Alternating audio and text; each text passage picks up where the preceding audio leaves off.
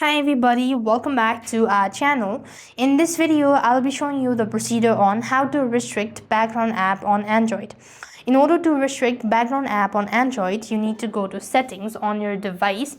After you go to the settings, tap on the app section. So here it is. Then you want to go ahead and find and select the app that you want to restrict from the list.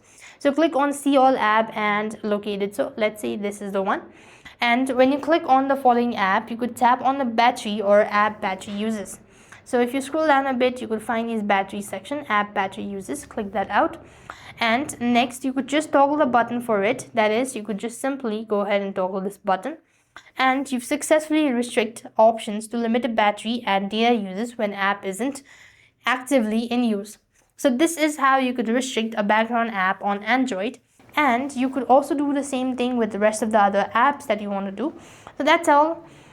I hope the video was helpful. Make sure to like, share and subscribe.